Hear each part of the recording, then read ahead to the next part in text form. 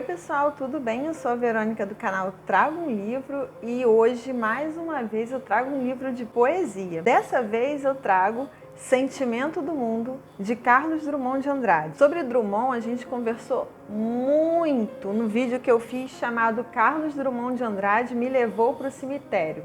Vocês lembram? Eu vou deixar aqui em algum lugar linkado o vídeo para que vocês assistam, quem ainda não assistiu. Foi um passeio muito bacana pelo cemitério São João Batista, que fica em Botafogo, aqui no Rio de Janeiro. E lá nós lemos o conto dele chamado Flor, Telefone, Moça. Vale super a pena assistir. Não tem nada de tenebroso nesse vídeo, gente, até porque esse cemitério, na verdade, ele é como uma galeria a céu aberto. Há túmulos que são verdadeiras obras de arte. Vale muito a pena a visita. E como esse conto, Flor, Telefone, Moça, se passa exatamente no cemitério São João Batista, foi muito legal ter feito esse vlog poético com vocês por lá. Mas, voltando aqui a Sentimento do Mundo, nada tem a ver com essa atmosfera mística do conto que nós trouxemos lá no cemitério. Essa, na verdade, é uma obra poética que foi publicada em 1940 e nessa época é importante a gente lembrar que nós já temos aí um grande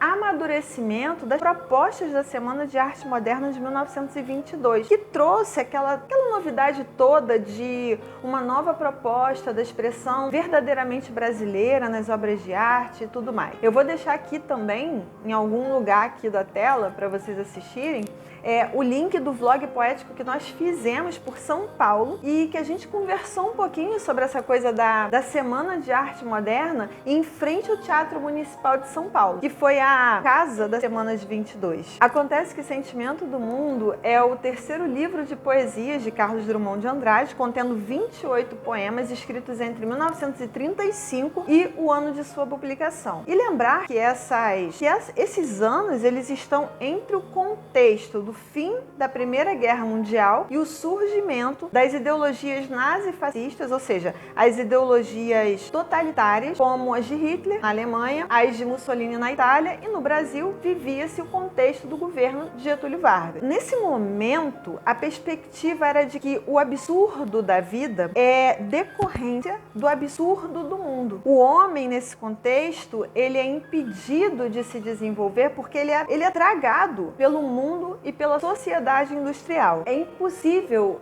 deixar de pensar no título da obra Sentimento do Mundo e que dá nome ao primeiro poema do livro, que começa assim: tenho apenas duas mãos e o sentimento do mundo. Assim também como não dá para deixar de pensar no poema Os Ombros Suportam o Mundo, porque essas duas ideias, sentimento do mundo e os ombros suportam o mundo, me lembram muito os mitos de Sísifo e de Atlas. Sendo bem objetiva, a mitologia grega conta que Sísifo, ele era tão astuto que ele conseguiu enganar até os deuses, e ele é muito conhecido por sua sentença, que era a de empurrar, ou seja, de colocar uma pedra no alto de uma montanha. Porém, antes de atingir o alto da montanha, essa pedra rolava e ele tinha que voltar ao início e fazer o trabalho todo de novo. Quer dizer, é um trabalho, uma punição eterna. Quanto a Atlas, durante a Guerra dos Titãs, ele participou como líder da guerra contra os deuses olímpicos. Foi punido por Zeus e com a tarefa de sustentar a abóbada celeste em seus ombros. Nas artes, ele é retratado como quem carrega o globo terrestre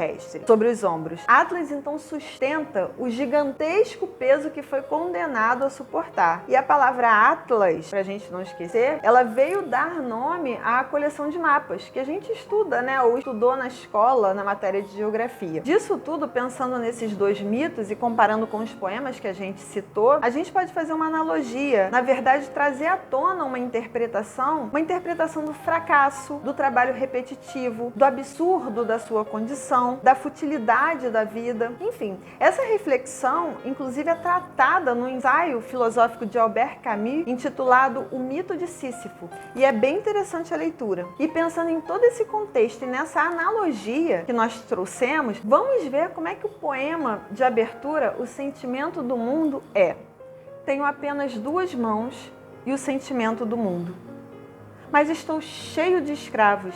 Minhas lembranças escorrem e o corpo transige na confluência do amor. Quando me levantar, o céu estará morto e saqueado, eu mesmo estarei morto. Morto meu desejo, morto o pântano sem acordes. Os camaradas não disseram que havia uma guerra e era necessário trazer fogo e alimento. Sinto-me disperso, anterior a fronteiras. Humildemente vos peço que me perdoeis. Quando os corpos passarem, eu ficarei sozinho, desfiando a recordação do cineiro, da viúva e do microscopista que habitavam a barraca e não foram encontrados ao amanhecer. Esse amanhecer mais noite que a noite. Dá pra gente reparar que há uma espécie de anulação do sujeito. Primeiro, a única coisa que ele sabe que tem são as mãos, são as duas mãos e o sentimento do mundo. Existe uma guerra e ele sabe que ficará ou ficaremos sozinhos com as nossas lembranças. Tanto que o amanhecer, ele ganha a conotação da noite, ele ganha a conotação da escuridão. Não há luz, não há dia. Serão somente suas mãos e o sentimento do mundo. E pelo contexto do poema, não é um sentimento mundano, mas um sentimento de coletividade, um sentimento de todos. Agora nós vamos tentar ler o segundo poema que a gente citou, que foi Os Ombros Suportam o Mundo, que diz assim: chega um tempo em que não se diz mais meu Deus, tempo de absoluta depuração, tempo em que não se diz mais meu amor, porque o amor resultou inútil e os olhos não choram e as mãos tecem apenas o rude trabalho e o coração está seco. Em vão mulheres batem à porta, não abrirás.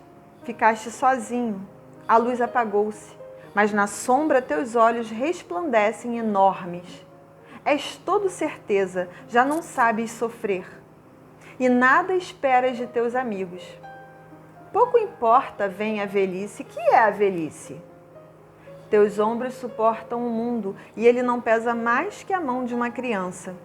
As guerras, as fomes, as discussões dentro dos edifícios provam apenas que a vida prossegue e nem todos se libertaram ainda. Alguns, achando bárbaro o espetáculo, prefeririam, os delicados, morrer.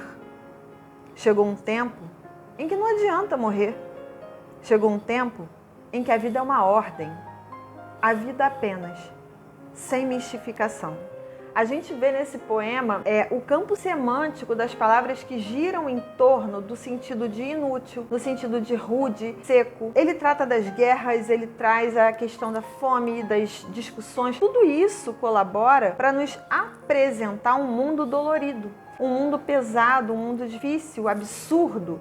Parece ter havido um entorpecimento e não se chora mais, não se sente mais. Um mundo de solidão e sombra. A vida, então, não é mais prazerosa, como se fôssemos obrigados a viver por ordem. É essa condição que Drummond nos chama a atenção. E, gente, essa leitura é uma leitura bem rasa dos poemas que eu estou fazendo, tá? Há muito a se falar, mas o tempo aqui no vídeo é curto, então eu só estou destacando algumas coisas. Talvez um clube de leitura para a gente discutir essas possibilidades de leitura seria muito bom. O que vocês acham? Bom, a gente não pode perder de vista que Drummond chegou ao Rio de Janeiro em 1934 e compõe, a partir disso, a maioria dos poemas de sentimento do mundo. O Rio, nessa época, era a capital federal. E lá naquele vídeo que eu disse a vocês que Drummond me levou para o cemitério, eu contei um pouco sobre a vida do poeta. Ele trabalhou como chefe de gabinete do ministro da Educação na época, o Gustavo Capanema, e era um Rio de Janeiro de contrastes, de muitas desigualdades sociais, que para um poeta eram elementos, na verdade, de reflexões profundas sobre o estar no mundo.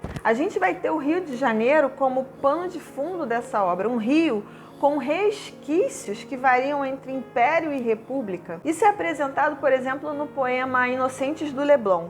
Os inocentes do Leblon não viram um navio entrar. Trouxe bailarinas? Trouxe imigrantes? Trouxe um grama de rádio? Os inocentes, definitivamente inocentes, tudo ignoram. Mas a areia é quente e há um óleo suave que eles passam nas costas. e esquecem. A gente vê aqui nesse poema uma ironia escancarada. Esse ranço imperialista, agora a capital federal, o estado da Guanabara, apresenta uma classe que não se compromete com o mundo. Quando a gente pensa em Leblon, é entender que é um bairro nobre da cidade do Rio de Janeiro e se localiza entre o mar, a Lagoa Rodrigo de Freitas e o Morro dos Irmãos. Por meio da geografia, acentuam-se as diferenças entre os que sofrem os problemas sociais e os que simplesmente não querem saber. Essa inocência que Drummond trata é irônica, não se refere a uma ingenuidade, até porque isso não combina com quem mora no Leblon. É um poema atual porque ainda é possível, infelizmente, observar esse chorume histórico em que muitos se fecham diante do absurdo em uma vida egoísta e alienada dos problemas da cidade. Inclusive, tenho certeza que alguns de vocês podem até não conhecer o poema, mas vão lembrar que nos idos dos anos 80, a cantora Marina, com a música Virgem, faz alusão a muitos lugares e paisagens do Rio de Janeiro e promove, claro, aplicando ao contexto da música, uma intertextualidade, ou seja, um diálogo com esse poema de Drummond. Eu não vou cantar porque minha voz é péssima, mas diz assim: os inocentes do Leblon, esses nem sabem de você, nem vão querer saber. Os inocentes do Leblon não sabem de você, nem vão querer saber. E depois disso tudo, vocês podem estar pensando que é um livro que nos aniquila, que nos atira ao caos sem fim, enfim. Na verdade, gente, eu enxergo mais como poemas de um sujeito que reflete a realidade de maneira consciente e crítica. Ele é consciente de si e do seu entorno. Ele não ameniza nem encobre as mazelas sociais, traduzindo pra gente um momento de transformação que contribui para dar forma ao mundo que temos hoje, à cidade que temos hoje e ao país que temos hoje. Mãos dadas. Não serei o poeta de um mundo caduco. Também não cantarei um mundo futuro. Estou preso à vida e olho meus companheiros. Estão taciturnos, mas nutrem grandes esperanças. Entre eles, considero a enorme realidade. O presente é tão grande, não nos afastemos. Não nos afastemos muito, vamos de mãos dadas. Não serei o cantor de uma mulher, de uma história, não direi os suspiros ao anoitecer, a paisagem vista da janela, não distribuirei entorpecentes ou cartas de suicidas, não fugirei para as ilhas, nem serei raptado por serafins. O tempo é a minha matéria, o tempo presente, os homens presentes, a vida presente. E fechando com essa declaração de coragem do poeta, em que se diz de seu tempo, em que se quer estar em meio aos seus, sem fugas nem romantismo, esse é um livro daqueles. É pra gente sentar em uma roda mesmo de conversa e falar sobre cada palavra, e falar sobre cada verso, e falar sobre cada estrofe, cada observação, comparar presente, passado, olhar para o futuro, porque esse livro nos possibilita isso. Enfim, gente, eu vou parando por aqui porque vocês sabem que eu amo poesia, eu me empolgo e eu amo essas possibilidades que a poesia nos traz. Eu só queria compartilhar mesmo essa obra espetacular de Drummond com vocês. E se conhecem esses poemas ou conhecem o livro, deixem aqui nos comentários o que vocês destacam como mais significativo dessa obra. Também vou deixar o link para vocês adquirirem a obra e assim contribuir um pouquinho com o projeto de leitura do canal Trago um Livro. Gente, um beijo e até o próximo vídeo. Tchau, tchau!